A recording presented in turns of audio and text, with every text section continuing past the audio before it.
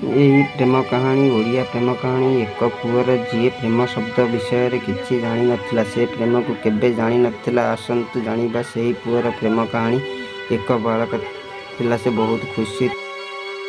ଜୀବନରେ କୌଣସି ଦୁଃଖ ନଥିଲା। ତାଙ୍କର ପାଠପଢ଼ା ଏପର୍ଯ୍ୟନ୍ତ ଶେଷ ହୋଇନଥିଲା। ଆସନ୍ତୁ ଆପଣଙ୍କୁ କହିବା ସେହି ପିଲାର ପ୍ରେମ କାହାଣୀ।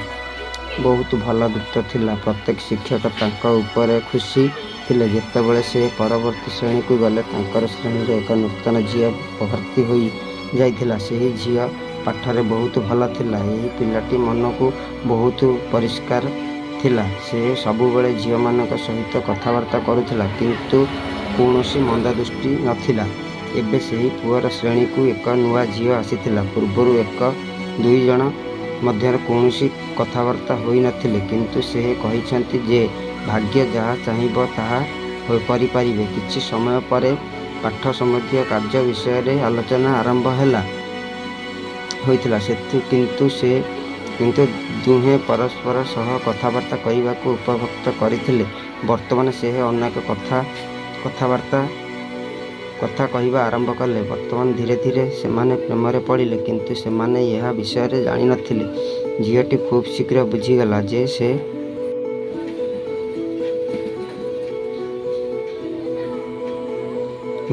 ଯେ ପ୍ରେମରେ ପଡ଼ିଛି। ସେ ପୁଅ ସହିତ ରହିବାକୁ ରାଜି ହେଲା।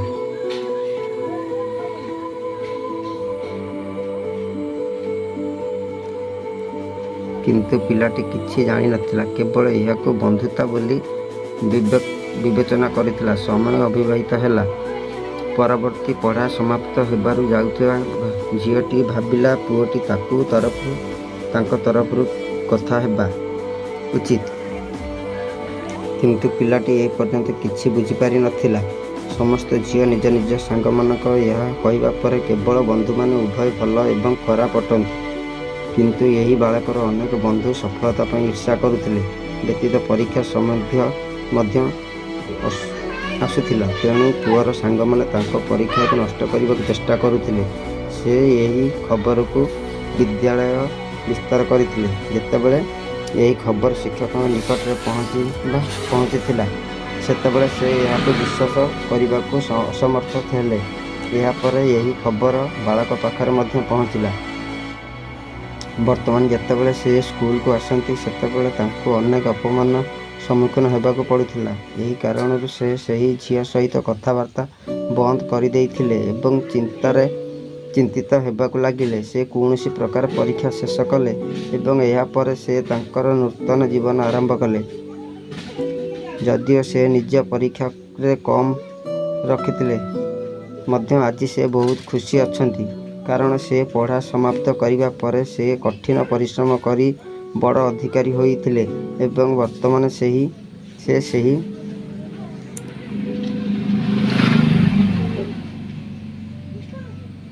ଝିଅକୁ ବିବାହ କରିଥିଲେ। ସେ ପୁଅ ସେହି ଝିଅକୁ ଭଲ ପାଉଥିଲା। ସେ ଭଲ ସମୟକୁ ଅପେକ୍ଷା କରୁଥିଲା। ପ୍ରେମ କାହାଣୀ ମଧ୍ୟ ପଢ଼ନ୍ତୁ। ସ୍ମରଣୀୟ ବିଦ୍ୟାଳୟ ପ୍ରେମ କାହାଣୀ।